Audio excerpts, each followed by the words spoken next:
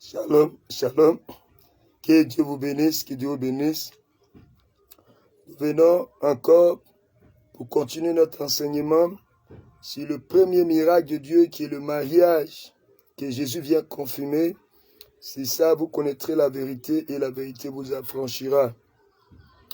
Bien-aimés, quand nous donnons la pensée du ciel, nous aussi, nous pensons à ceux qui n'ont pas encore reçu l'oreille et ceux qui n'ont pas encore eu les yeux, le cœur. Parce que la Bible dit ce que nous enseignons, ce sont les choses que l'œil n'a point vues, que l'oreille n'a point entendu, qui ne sont point montées au cœur de l'homme, des choses que Dieu a préparées pour ceux qui l'aiment.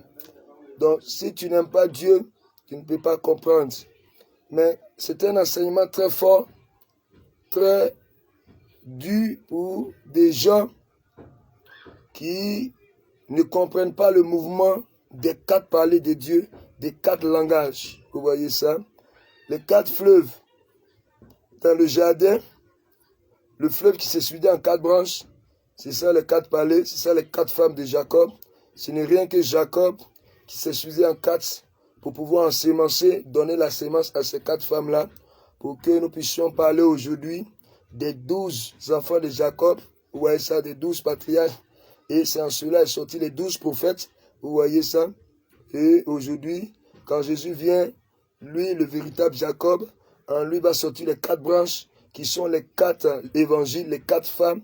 Vous voyez, et ces quatre femmes-là, que ce soit Matthieu, vous voyez ça, que ce soit Marc, Luc, Jean, ils vont enfanter les 12 apôtres aujourd'hui qui nous donnent l'enseignement concernant la sainteté de Dieu pour le ciel. Que Dieu vous bénisse. Mais là, nous sommes en train de vous révéler quelque chose de très important. Nous voulons conclure aujourd'hui, mettre un point virgule sur le chapitre 1 du premier miracle de Dieu qui est le mariage. Vous voyez ça? Le premier miracle de Dieu qui est le mariage que Jésus vient confirmer. Ça, c'est le chapitre 1. Mais nous sommes aujourd'hui au volet 7. Vous voyez ça? Pour permettre aux gens de bien saisir et de poser des questions. Là, nous voulons conclure pour vous dire, mais ce n'est pas terminé, c'est le chapitre 1. Nous allons toucher après le chapitre 2. Et c'est dans le chapitre 2 que nous allons entrer dans les profondeurs. Là, nous allons quitter le costume apostolique et le costume prophétique. Nous allons descendre dans le costume, vous voyez ça, doctoral, ouais, du docteur, et évangélico et pastoral.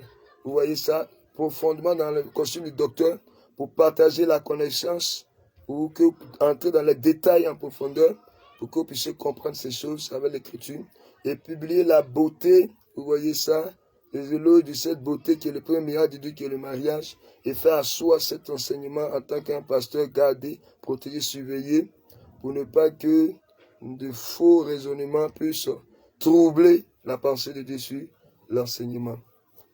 Donc comme ça, nous venons dire que le premier miracle de Dieu, c'est le mariage.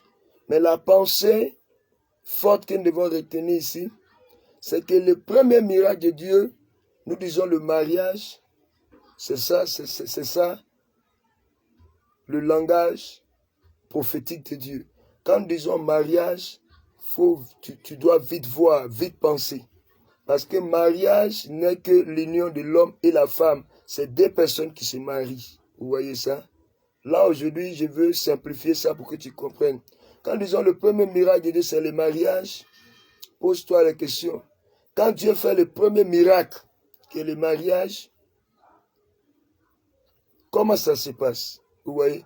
C'est pourquoi, depuis le commencement, j'ai dit de bien me suivre, de bien m'écouter. Nous avons des éléments capricieux, importants, qui vont nous permettre les choses à savoir, à connaître, pour pouvoir bien saisir l'enseignement sur le premier miracle de Dieu, qui est le mariage. Là, je vais te faire comprendre quelque chose de très important. Genèse 1, à partir du verset 1. Dieu créa les cieux et la terre. Vous voyez ça? Au verset 2, on dit quoi? La terre était informe et vide. Vous voyez ça? Il y avait les ténèbres à la surface de l'abîme. Donc, le premier miracle de Dieu, qui est le mariage, Dieu ne fait pas le miracle de l'homme en même temps et la femme. Là, si tu penses comme ça fait beaucoup pitié pour toi. Quand nous disons le premier miracle de Dieu, n'avale pas ça comme ça. Ça peut te constiper, frère. Le premier miracle de Dieu, que le mariage, il faut qu'on te définisse le mariage c'est quoi. Parce que le mariage, c'est ça la Bible explique. Je ne peux pas raisonner, frère. Il faut qu'il donne un témoin. Genèse 2, verset 18. Dieu dit quoi? Il n'est pas bon que l'homme soit seul. Tu vois là-bas? Je lui ferai une aide semblable. Ah, que Dieu te bénisse. Bien-aimés, sœurs et frères, vous voyez là-bas. Donc nous disons que le premier miracle de Dieu, qui est le mariage, l'homme existait avant la femme. Mais quand l'homme existait seul, on ne parlait pas de mariage. Vous voyez là? L'homme a vécu seul avant la femme. Il a pris un temps. Il a pris des années. Vous voyez là? La chasteté n'a pas commencé avec la femme. L'homme était chaste, pisseau. Il a appris à maîtriser son corps. C'est pourquoi quand Dieu créait les cieux, il a mis le temps avant de créer la terre. Parce que les cieux, c'était tout un homme qui devait prendre le temps de pouvoir rester seul, maîtriser la jouissance humaine. Vous voyez ça? Mais quand Dieu est seul, il ne pense pas à se marier. Il n'y a pas de femme. Tu vois, là, je vais te faire comprendre ce mouvement-là.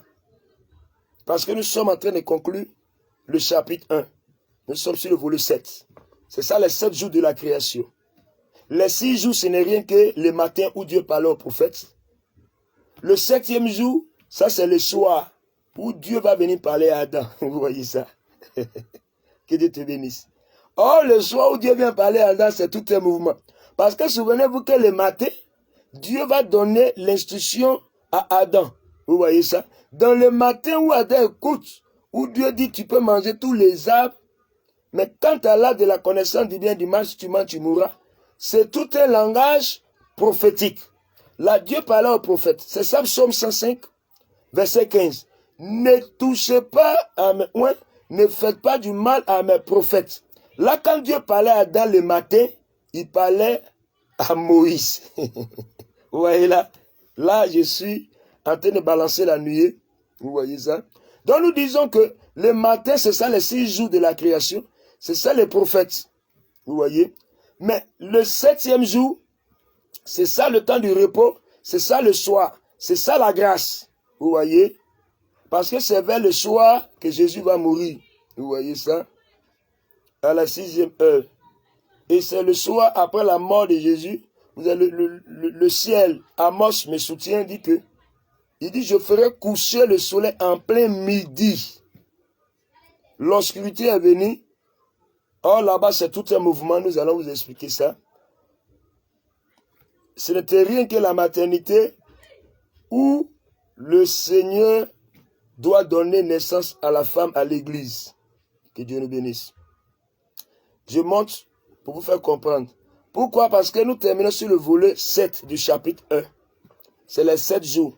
C'est pourquoi Jésus devant la femme samaritaine, Jean 4, et la Bible dit, Jésus va dire que la femme avait 5 maris, mais celui qui est là n'est pas son mari. Ça veut dire que la femme avait 6 maris, mais en réalité, Jésus était qui? Le 7e.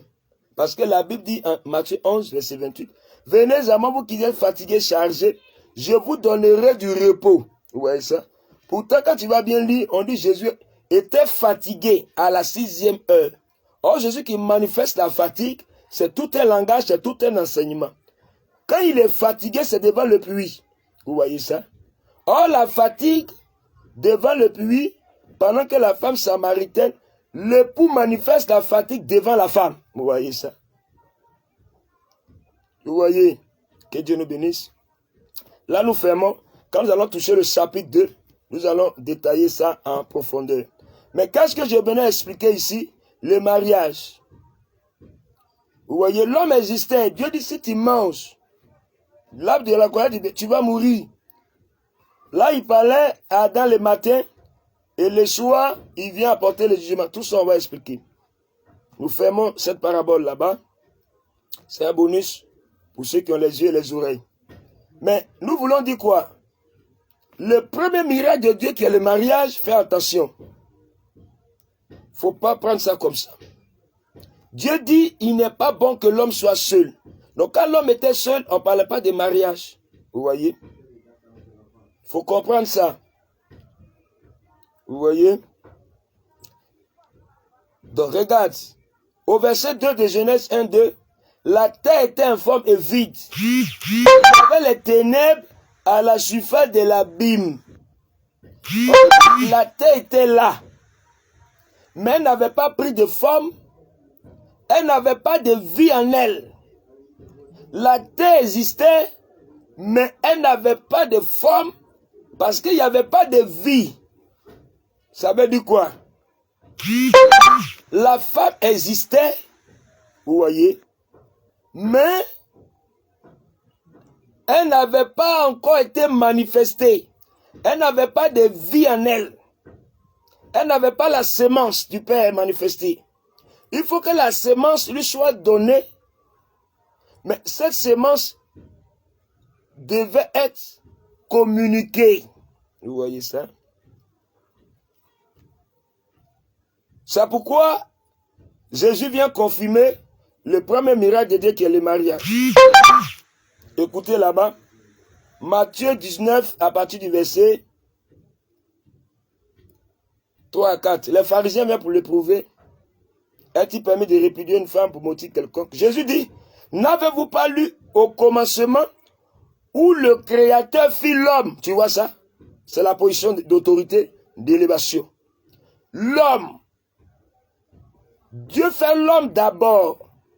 Où Dieu fit l'homme et la femme. Il y a un temps. Dieu met un temps avant de rentrer dans la formation de la femme pour amener l'homme à avoir la maîtrise de soi. Par là, nous venons vous donner un bonus que celui qui est habilité à vivre la sanctification, la chasteté, Dieu donne cette grâce à l'homme. D'abord ce privilège-là. Tu peux prendre une femme, même qui n'a pas vécu chasteté, tu peux la sanctifier. Que Dieu vous bénisse. Vous voyez ça? Mais il faut qu'on vous enseigne ces choses, frère. Le premier miracle de Dieu, c'est le mariage. Mais il faut que tu simplifies. Si tu dis c'est le mariage comme ça, verbalement, tu es dans l'erreur, frère. Parce que l'homme existait seul d'abord, la femme n'était pas manifestée. Genèse 2, 19, Dieu amena les animaux. L'homme les nommait. Ils étaient deux. Donc nous voyons l'accouplage, le mariage des animaux. Mais l'homme ne voyait pas d'être semblable à lui. Dieu va le faire endormir. Vous voyez ça? Dieu va faire endormir l'homme parce qu'il ne voyait pas. Mais regarde, une vérité ici. Quand l'homme nommait de Dieu les animaux, l'homme n'avait pas des envies quand il voyait les animaux s'accoupler, coucher ensemble. Non. L'homme n'est pas parti coucher avec ces animaux-là. Et il n'a pas pensé à se masturber, non. Il voyait ça. Son souci, c'est qu'il ne voyait pas d'être semblable à lui. C'est par là nous révélons que le premier miracle de Dieu qui est le mariage, mais bien signifié. Pour que le premier miracle de Dieu soit manifesté, il faut qu'il y ait la femme. Mais il y a une précision ici. Donc quand nous parlons ici du premier miracle de Dieu, qui est le mariage, nous venons maintenant dans la discipline du mariage. Vous voyez ça? Quand on dit le premier miracle de Dieu qui est le mariage, c'est maintenant nous touchons ça. Nous avons déjà dit, mais nous définissons ça aujourd'hui. Vous voyez ça? La Bible va dire, Dieu a endormi l'homme.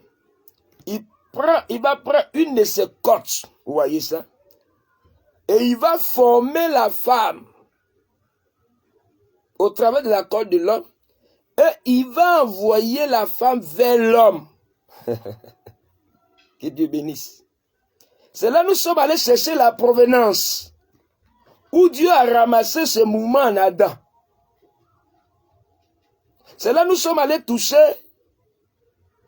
Genèse 1 à partir du verset 6, 9, 10. Dieu fait une étendue entre les eaux d'en haut et les eaux d'en bas. Les eaux d'en haut, Dieu va appeler ça ciel. Et le reste de l'eau du ciel qui était autour du ciel, Dieu va demander que le reste de cette eau qui a formé le ciel forme un bloc, un sec. Et c'est le sec que Dieu va appeler terre. C'est par là que nous sommes allés ramasser pour dire dans la prophétie, nous avons déjà enseigné, nous sommes dans la continuité. L'eau, selon Jérémie 2, verset 13, Dieu dit, c'est lui la source d'eau vive.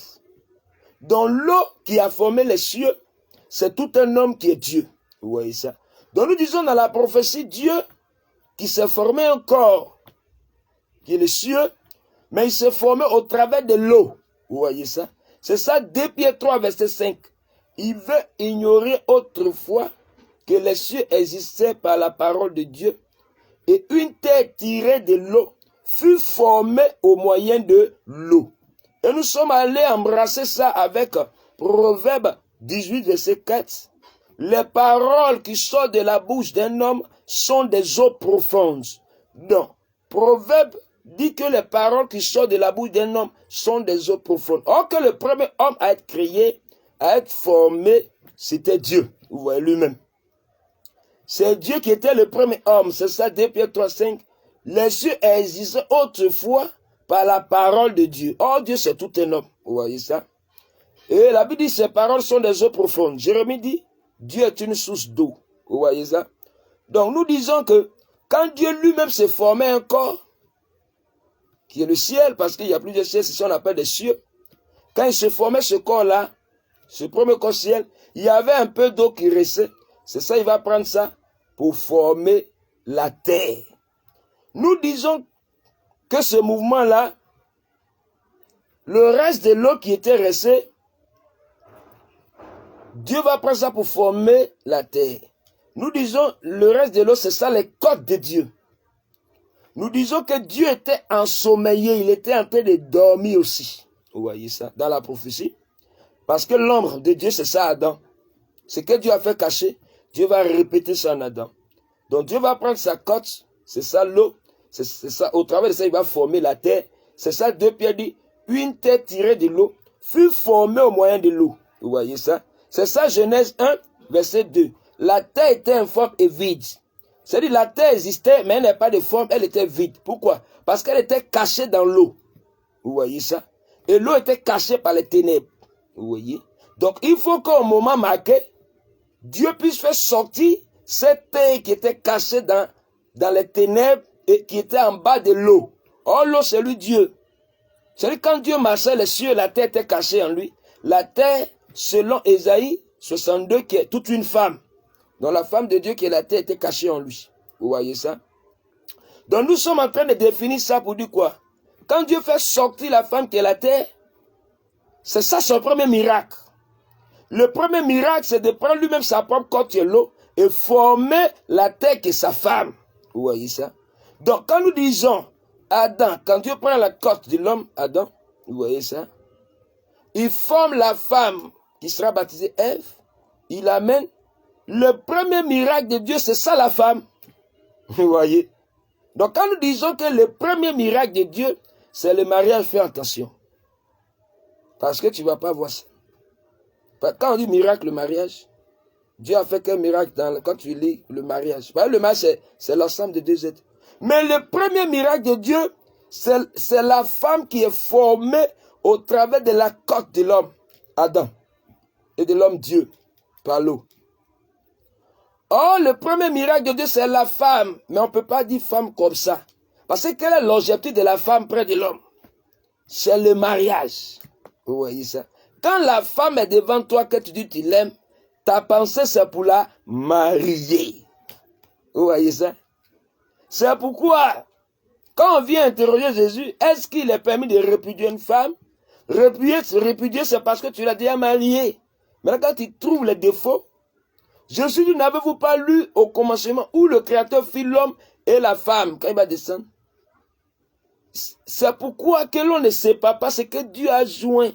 Tu vois, on ne peut pas séparer. Les gens divorcent parce qu'eux-mêmes ont fait de faux mariages. Tu vois, c'est pas Dieu. C'est pas Dieu. Maintenant, où est sortie la femme que tu épouses? C'est des mariages où ton pasteur t'a donné femme? Non. Ou ta camarade t'a donné mari, ou ta soeur, tes frères t'ont donné femme. Non, mais il va y avoir problème devant, frère. On appelle ça le proxénétisme. Le proxénète. Donner femme, tout ça, tout ça. Non. Un homme, c'est celui qui a les yeux. Et c'est celui qui a les oreilles et qui a un cœur. Tu vois, c'est ce qui est écrit. Un homme doit chercher et trouver. C'est ça, Proverbe 18, verset 22. Celui qui trouve la femme a trouvé le bonheur. Car c'est une grâce qu'il obtient de l'Éternel. Vous voyez ça? C'est-à-dire quand tu trouves la femme, le bonheur là, mais c'est pas limité. La grâce vient. Dans le chapitre 2, on va vous enseigner ça. Le bonheur c'est quoi? La grâce c'est quoi? Vous voyez? Salomon avait déjà prophétisé que le bonheur et la grâce sont liés à l'homme qui trouve la femme. Tu vois? Mais si tu as la femme, qu'il n'y a pas le bonheur, il n'y a pas la grâce, c'est que tu es dans la constipation. Tu n'as pas fait le véritable choix. Tu n'as pas compris les choses de Dieu. Donc, suis tout l'enseignement pour comprendre. Donc, par là, nous disons que le premier miracle de Dieu, qui est le mariage, en réalité, c'est la femme qui est liée au mariage. Parce que quand la femme de Dieu, qui est la côte, sort, Dieu va l'épouser en même temps. Dieu va marier la femme, la terre. Je ne raisonne pas. Ésaïe 62 me soutient. Vous voyez? Quand la femme de Dieu sort, qui est la terre, nous allons bien toucher ça dans le chapitre 2 du premier miracle de Dieu qui est le mariage. Regardez ici. Ésaïe 62, regarde, je prends à partir du verset 4. On ne t'appellera plus délaissé. On ne t'appellera plus ta terre. Ta terre. Désolation. Mais on t'appellera mon plaisir éternel. Vous voyez ça? Et l'on appellera ta terre épouse. On ne prend pas la femme pour causer, pour plaisanter. Non. Pour préparer, pour enfanter. Non. L'objectif, c'est de la marier. Elle doit être l'épouse. Donc, quand Dieu, sa femme, la terre est manifestée, il ne veut pas qu'elle soit humiliée. Il dit, on l'appellera plus désolation, mais on l'appellera épouse. Le verset, il continue. Car l'Éternel met son plaisir en toi. Dieu, il met son plaisir en sa femme. Dieu marie sa femme. Il met son plaisir. Un homme, c'est celui qui met son plaisir en sa femme, qui retrouve toutes ses qualités en sa femme, qui se reconnaît en sa femme. C'est ça Dieu, frère. Même les défauts de la femme ne lui font pas défaut. Vous voyez ça? Parce qu'il a dit en gros, on ne t'appellera plus délaissé. Les gens peuvent t'appeler prostituée, les gens peuvent t'appeler stérile, les gens peuvent t'appeler tous ces noms-là. Mais quand l'homme que tu es sorti de lui vient, il enlève la désolation, la tristesse, l'humiliation, il enlève ça. Parce que la femme, c'est ça le premier miracle de Dieu qui est lié au mariage. La femme est liée au mariage. C'est pas la comédie, frère, sœur. Regarde au verset 5. Comme un jeune homme s'unit à une vierge. Vrai. Même si elle est déviégée. Quand tu viens vers cette femme, tu la rends vierge. Mais c'est ça l'enseignement. Non, je cherche une femme vierge. Je cherche une femme qui vit dans la chasteté. Non, on n'est pas contre ça. Si elle est dans une bonne église, qu'elle est bien enseignée, elle commence à vivre dans la sanctification de la société. Mais quand tu viens, que tu te reconnais en elle, que tu la veux, non, frère. Si elle est critère, parce que la Bible dit, selon Jésus, c'est l'homme qui va laver la femme, la sanctifier, la rendre irrépréhensible. Vous voyez ça? Ainsi, tes fils s'uniront avec toi. Et comme la fiancée fait la joie de son fiancé. Frère, une véritable femme, elle fait la joie de son fiancé. Le fiancé fait la joie de sa fiancée. Mais quand vous êtes ensemble, c'est la frustration, ça fait pitié. Vous blessez l'écriture de Proverbe 31, verset 9 à 10. Qui peut trouver une femme vertueuse? Car le cœur de son mari a confiance en elle. Frère, si tu n'as pas confiance à ta femme, c'est un faux mariage. Les gens peuvent dire tout d'elle. Ce n'est pas le miracle. La femme que tu as mariée, c'est ça le miracle de Dieu. Le premier miracle de Dieu, c'est la femme qui est liée au mariage. Voici la conclusion. Toute femme est un miracle de Dieu. Mais la femme a cette marque. C'est pourquoi lisez bien la Bible. À quel moment tu rentres dans l'éthique de la responsabilité des femmes? Tu vois, les jeunes filles s'appellent femmes. Non, fais attention. C'est pas parce que tu es né, tu t'es fait vite enceinte, tu dis que tu es femme. Non, fais attention, frère et soeur. Vous voyez? On va expliquer toutes ces choses dans le chapitre 2. Une femme est la maturité. Elle comprend les choses de Dieu. Là, nous avons expliqué qui est la femme. Dans le langage de Dieu et dans le langage.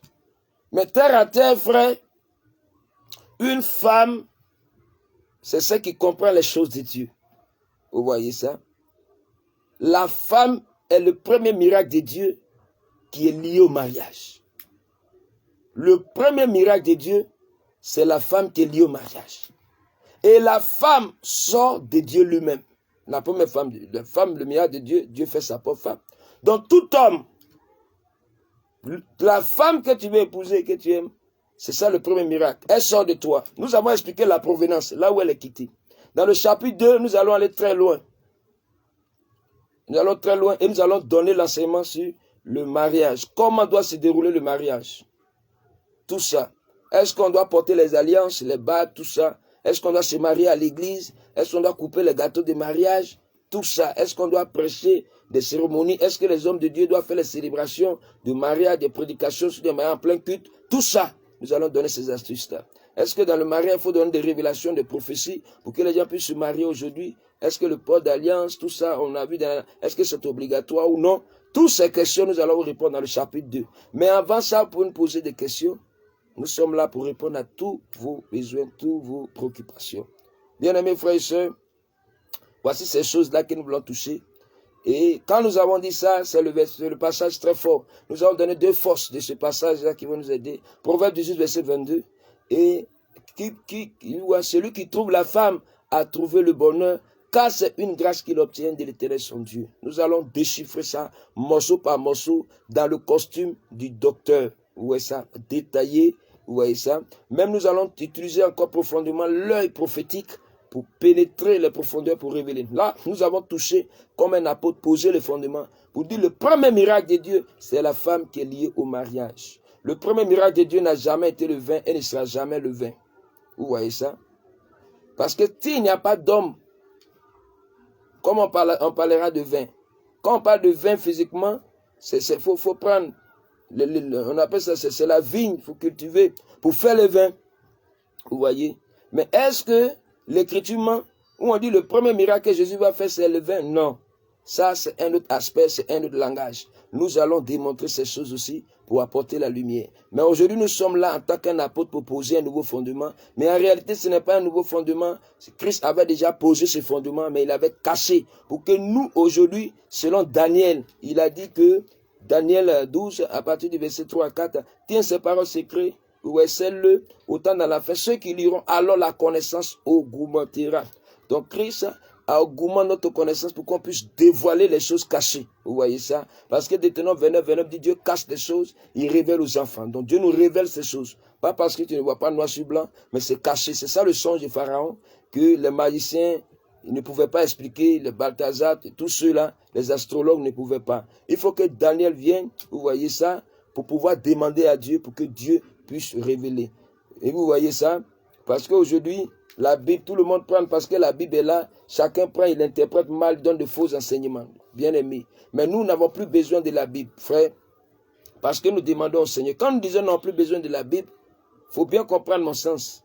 Quand nous n'avons pas, les gens font des erreurs, des fautes. Vous voyez ça? C'est ça, les gens prennent pour nous accuser. Pour dire il y a beaucoup de Bibles, les gens font des erreurs. Non.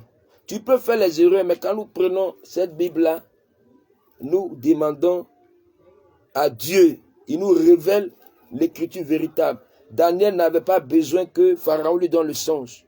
Le songe, c'est tout un livre, c'est la Bible. Vous voyez ça? Dieu va révéler. C'est pourquoi dans les Écritures, le Seigneur dit que il ne veut plus que les Écritures soient sur les tables des pierres, mais qu'elles soient gravées dans notre cœur.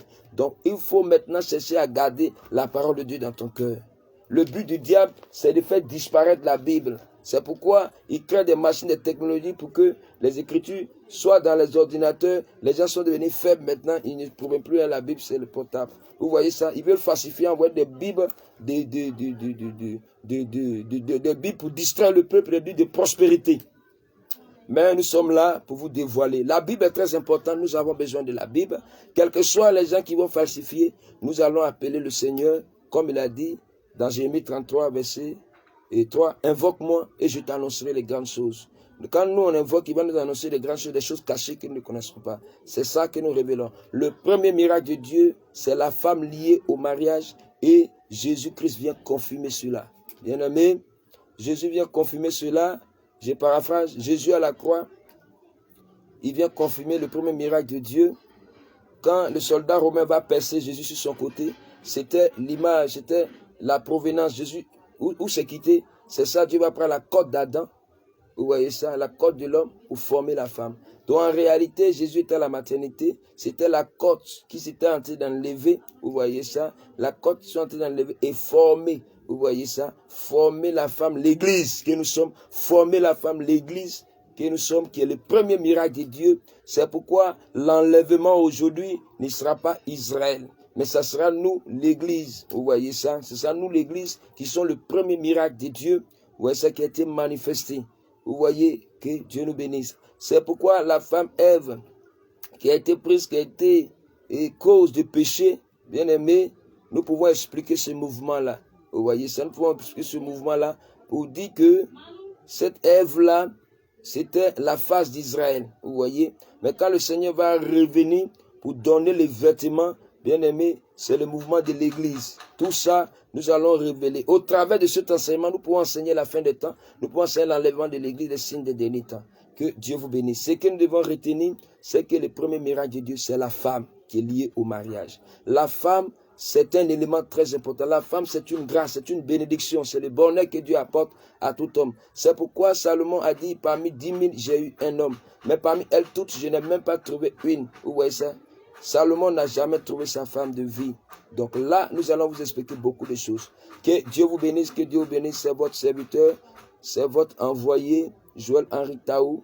Posez toutes sortes de questions. Notre numéro est en bas. 07 79 25 26 09. Ouais, plus 225 07 79 25 26 09. Que Dieu vous bénisse, que Dieu vous bénisse. Selon que Dieu va nous faire grâce, nous allons préparer le chapitre 2. Vous voyez ça? Et nous allons développer beaucoup de choses dans la marche. Vous allez voir que vous serez fortement bénis, fortement enrichis. Bien aimés, il y a beaucoup de choses. Abonnez-vous sur ma page Facebook, l'Assemblée des élus d'Abidjan. Abonnez-vous sur mon compte Facebook, ouais, Henri Joël Taou. Beaucoup d'enseignements sur le mariage, tout a été déjà dévoilé. Vous allez faire de vrais mariages. Il y a beaucoup de faux mariages, beaucoup de mensonges dans le mariage, beaucoup de falsifications, de séductions. Suivez-moi et posez des questions et vous serez enrichis, vous aurez la grâce de Dieu. Que Dieu vous bénisse, que Dieu vous bénisse. Nous continuons toujours l'enseignement en dehors de ma page Facebook. Mais sur mon profil Facebook, Joël Henri Taou, chaque dimanche, soyez là. À partir de 10h30, nous commençons. Que Dieu vous bénisse.